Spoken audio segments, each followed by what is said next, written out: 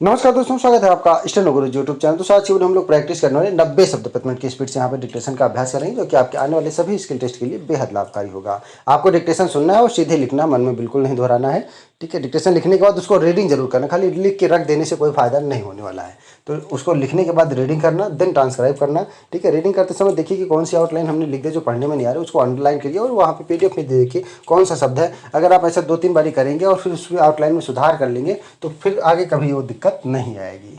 Video पसंद आए तो वीडियो को लाइक कर देना, चैनल पर पहली बार आए तो सब्सक्राइब करके नोटिफिकेशन बेल ऑन रखना, जिससे इंपॉर्टेंट वीडियो आपसे मिस ना हो। इसके अलावा दोस्तों, अगर आप डेली डिस्कशन चाहते हैं तो आप चाहें तो चैनल का मेंबरशिप ले सकते हैं और हमारे पेड ग्रुप को ज्वाइन कर सकते हैं। इस जानकारी के लिए आप हमें मेल कर सकते हैं। हमारी मेल आईडी है std4stenographer@gmail.com। तो ज़्यादा समय ना लेते हुए चलिए स्टार्ट करते हैं। Ready, 5 second, start. केरल में 2 महिलाओं की हत्या की ताज़ा घटना हमारे देश में विकास की उन तमाम अवधारणाओं पर सवाल उठाती है जिसमें केवल अर्थव्यवस्था के आंकड़ों को पैमाना बना लिया जाता है और चेतना की कसौटी को हाशिए पर छोड़ दिया जाता है। इस हत्या की वजह बदला या कोई अन्य आम कारण नहीं है, बल्कि समृद्ध होने के लोभ में हत्यारे बलि जैसी झूठी धारणा में क्रूरता की हदों को पार कर गए। पथानामथिट्टा के एलंथूर गांव में तंत्र मंत्र और बलि के जरिए अपना मनचाहा हासिल करने की सलाह देने वाले व्यक्ति की मदद लेकर एक दंपत्ति ने 2 महिलाओं की हत्या कर दी और उनके शवों को घर में ही दफना दिया। पुलिस इस बात की भी जांच कर रही है कि कहीं मारी गई महिलाओं का मांस भी तो नहीं खाया गया।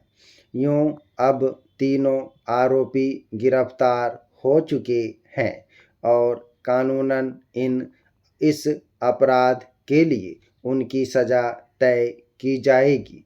मगर यह अपने आप में हैरानी की बात है कि आज भी कैसे कोई इस तरह के अंधविश्वासों में जीता मरता है कि किसी इंसान की हत्या करने के बाद चमत्कार के जरिए वह धनी बन जाएगा। माना जाता है कि केरल आमतौर पर एक शिक्षित और वैज्ञानिक चेतना वाला राज्य है, जहाँ के ज़्यादातर लोग रोज़मर्रा की जिंदगी में भी प्रगतिशील मूल्यों को अपनाते हैं। लेकिन हैरानी की बात है कि ऐसे राज्य में भी अंधविश्वास का ऐसा क्रूरतम रूप देखने में आ सकता है। 2 महिलाओं की हत्या करते हुए अपराध में शामिल 3 लोगों ने इसके कानूनी अंजाम के बारे में सोचना जरूरी नहीं समझा।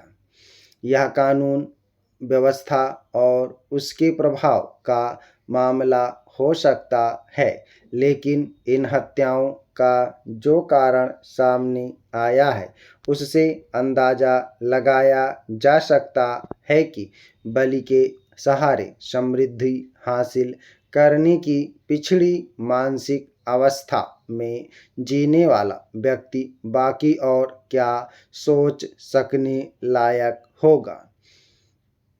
हाल ही में दिल्ली में भी इसी तरह से 6 साल के एक बच्चे की हत्या कर दी गई थी।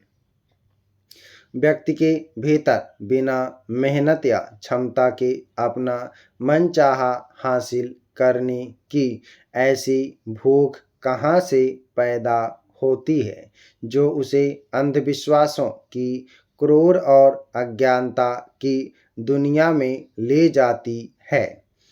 विवेक से वंचित और सोचने समझने के स्तर पर बेहद कमज़ोर ऐसे लोगों की भावनाओं का शोषण कर अंधविश्वास का कारोबार करने वाले तांत्रिकों या बाबाओं को खुली छूट कौन और किस आधार पर मुहैया कराता है?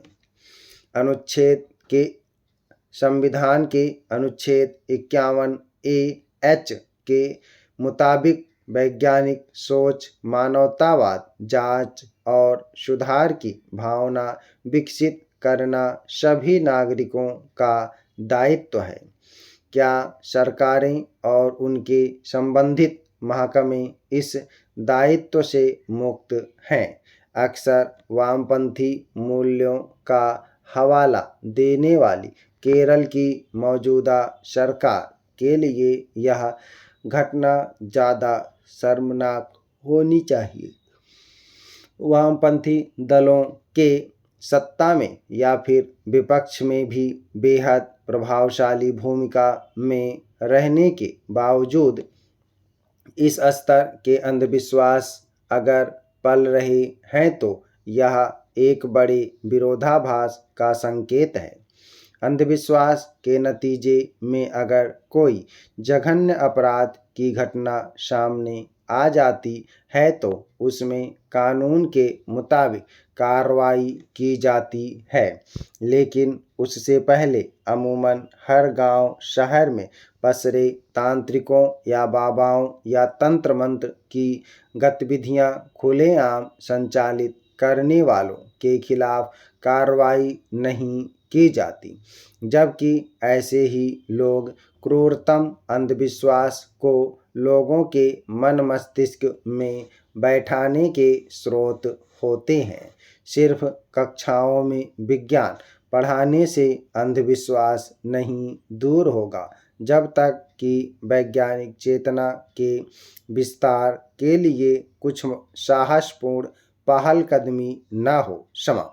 ओके दोस्तों, आप लोग इसको प्रैक्टिस करिएगा। सभी लोग मैटर को प्रैक्टिस और ट्रांसक्राइब करेंगे। एडिटोरियल डिक्टेशन है, आपको प्रैक्टिस करना है। शब्द इसमें अच्छे अच्छे आए हैं तो सभी शब्द जो भी नए शब्द मिले पहले उनकी प्रैक्टिस कर लो एक बारी, उसके बाद डिक्टेशन लिखो। आराम से लिखा जाएगा। एक बारी छूटेगा, 2 बारी, 3 बारी, 4 बारी प्रैक्टिस करेंगे, जरूर लिख लेंगे। 90 शब्द प्रति मिनट की स्पीड से है। उम्मीद है कि दोस्तों वीडियो आपको पसंद आया होगा, तो वीडियो को लाइक कर देना, और अगर अभी तक आपने हमारे चैनल को सब्सक्राइब नहीं किया तो प्लीज़ सब्सक्राइब करके नोटिफिकेशन बेल ऑन करना। और दोस्तों अगर आप डेली डिक्टेशन चाहते हैं तो आप चाहें तो चैनल का मेंबरशिप ले सकते हैं या हमारे पेड ग्रुप को ज्वाइन कर सकते हैं।